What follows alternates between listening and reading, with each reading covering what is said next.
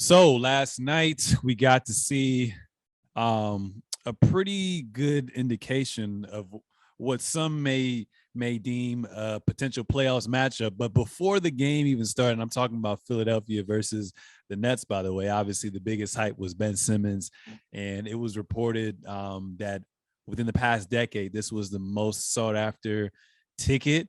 And it's crazy because this guy didn't even play, but it was kind of funny leading up to the game. Everyone's just talking about Ben Simmons, how the city's going to kind of come after him. He has to play, not has to play. He has to be at the game in attendance, or else he's going to be labeled as soft. He has to kind of just get that monkey off his back. So obviously we kind of posted on our page, and there's been numerous posts on social media of him walking into the gym, him going into the Four Seasons hotel, going into the arena, coming from the Four Seasons Hotel, going into on their tour bus and whatnot. So it was as expected as I thought. People obviously were kind of overly mad, but that's kind of what you expect from diehard fans as well too. So he seemed fine with it. Now I didn't, I'm not the type of person to kind of talk about mental health issues or anything like that, but it seems like he was totally fine, grinning. You can tell he was a little awkward and nervous about it, like because some people like to have something to kind of play with when they're nervous. And he had a basketball in his hands like the whole time, just kind of dribbling it as well too. So you can definitely kind of point at that as well. But aside from that, I don't really think we're going to see the true iteration of these crazies, these fans, until he actually suits up. It's one thing when you can just sit down and you can kind of, get the booing and whatnot as well too. It's another thing when you're actually being heckled, when you actually have a jersey on, when you actually at the free throw line, when you actually get the ball in your hands.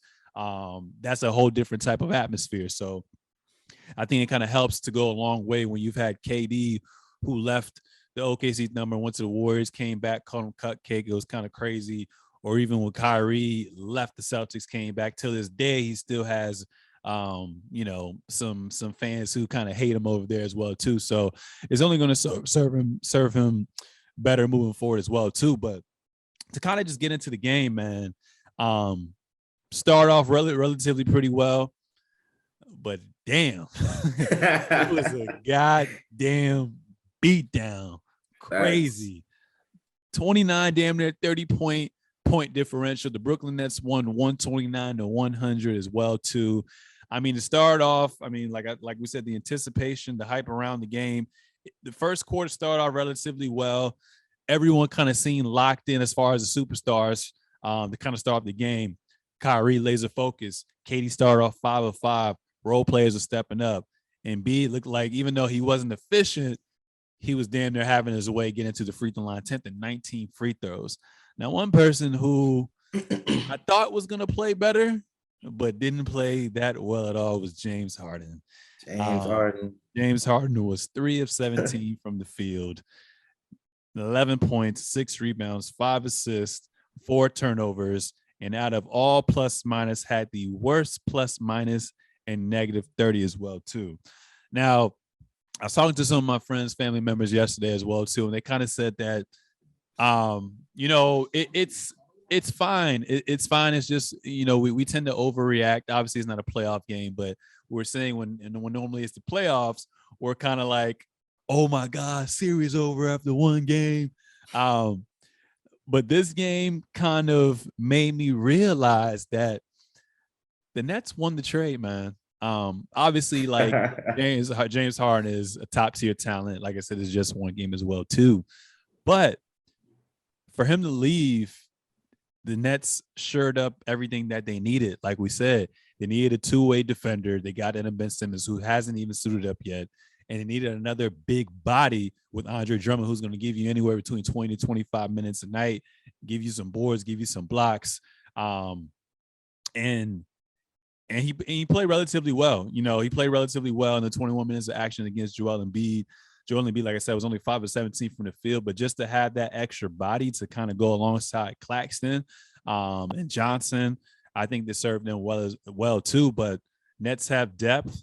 I'm excited to kind of see that. Seth Curry had a coming out party. If there's anyone who's going to be kind of used to those rims in Philadelphia, it would be Seth Curry and Andre Drummond as well too. But I was a little concerned with James Harden because it's a statement game. We know it's a statement game. The whole world knows it's a statement game, right? And it kind of just took me back to memory lane with all those Houston shortcomings. And I'm just like, we're getting to the point now where even though Joel Embiid played inefficient, he's still going to give you 25 plus points a night. Like that's a guarantee. No one can hold him in the paint. Like you're going to have to foul him. And that was the case as well. But I'm a little concerned moving forward. Is James Harden going to be that co-host that we're going to kind of see as well too? But what were your thoughts on this game and everything in its entirety? Honestly, I think you kind of have to look at Tobias Harris, right? In this game, you kind of have to look at Tyrese Maxey, 4 points, Tobias Harris, 16 points. Tibble, he's known to not being able to shoot, and that's he's going to be a problem if you're not going to have Danny Green playing in this game. Something that Reggie Miller was talking about the entire broadcast. They didn't have a lot of shooting, as in the 76ers. If Joel Embiid is trying to get his points in the paint and he can't kick it out, or if Harden's trying to get his points and he can't kick it out as like a facilitator and nobody's going to make their shots, you're not going to win games. You know what I'm saying? And you lose defense when it comes to Danny Green and you're just having James Harden on the wing. And, Tibble can do all he can on his side, but Maxey isn't as experienced. James Harden doesn't play as much defense. Harris isn't as good as he used to be on defense. And then Embiid had 4 fouls, I think, by the third quarter. So, like, you're already in trouble, and Embiid's backup and Jordan isn't the best. So if you're talking about, like, Harden isn't going to do everything or isn't doing well, or Embiid isn't doing well, and your third guy, neither one of them, as in Maxey or Harris, is stepping up, the 76ers might be in trouble. You know what I'm saying? Like, what you really want to do versus 76ers to start off is to double Embiid when he gets to the paint, double him, especially when he's on the 3-point line, so he can't pass out. I was watching them double James Harden when he was in the corner, and I tweeted this out on the page. He was in the corner getting doubled, and then he had an outlet pass right to Shake Milton because Kyrie Irving was sagging off, and then he did a skip pass over to Tobias Harris for a 3 to hit the buzzer. And Reggie Miller said it was good defense on the Nets. It was bad defense because you had him doubled, you had him pinned down, and he would have caused a turnover if Kyrie Irving was just uptight on Shake Milton. But that's something they would have to look at and tell Kyrie, like, yo, you can't sag off on that.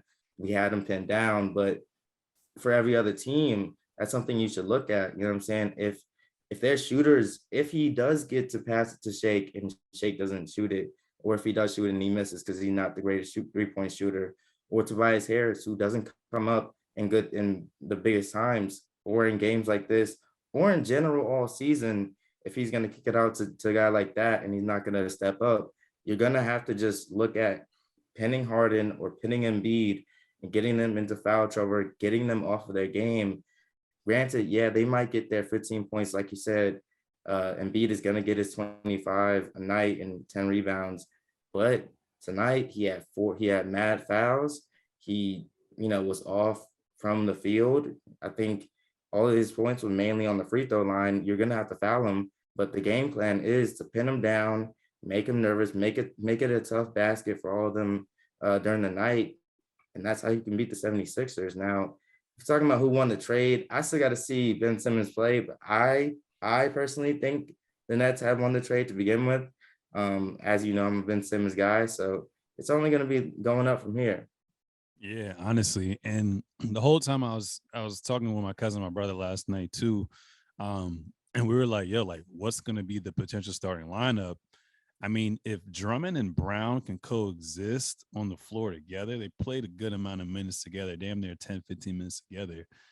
And there was still enough space for Kyrie and Durant and Curry. So they were kind of all spread out on the wing. Drummond was kind of at the baseline, and Brown kind of was where Jokic normally is, around the free throw line extended. So, I mean, I'm imagining that's how it's going to be. I mean, if Brown can give you solid quality minutes on both ends, he's not really a threat, but he and you replace that with Ben Simmons, like, it's going to be crazy as well too. And I'm like, I mean, if Harden's struggling like this, I mean, Kyrie was primarily guarding him. I can only imagine now, like Ben Simmons can definitely take him out of a series. And I'm not necessarily saying take out, Harden can probably still get you his points, but it's going to be nasty getting to those points as well, too. So that's going to be something interesting moving forward. And also what I realized is, I mean, like you said, obviously Danny Green didn't play, but they kind of gave up a lot, right? I mean, Yeah. they gave up a sniper in Curry who they could have used tonight, and another big body as well too. I mean, you kind of replace that with DeAndre Jordan. It's kind of nasty. So their depth is definitely something to kind of keep track of, especially in the playoffs as well too. I mean, like you talked about the other day in the previous recording, it's only about an 8-man rotation, but who's going to be those spark plugs that kind of come off the bench and kind of help them out as well too. I know we're going to get from the Nets, you know what I'm saying? So it's going to be very interesting to see as well. And another thing that I'm kind of looking at right now with the standings in general is just like everyone who's seed 1 and 2 should be scared. Brooklyn Nets, they're coming. The only thing that I'll say is we still have to see what the mayor does within the next like 10 to 14 days with this mandate to see if Kyrie can play. If Kyrie can play, 7th, 8th seed, I got them upsetting whoever moving forward, especially if you get Ben Simmons back. Even though I haven't seen Ben Simmons playing damn near a year, I got them. So whoever has them, beware. Ideally, it's gonna be scary, man. It's gonna be real scary hours. But if Kyrie can't play, like we kind of talked about last time, can't play in Toronto, and you still can't play as well too. So how much can you rely on the role players plus Ben Simmons and KD to kind of just win you that one game to secure a spot? We'll kind of see from there as well too.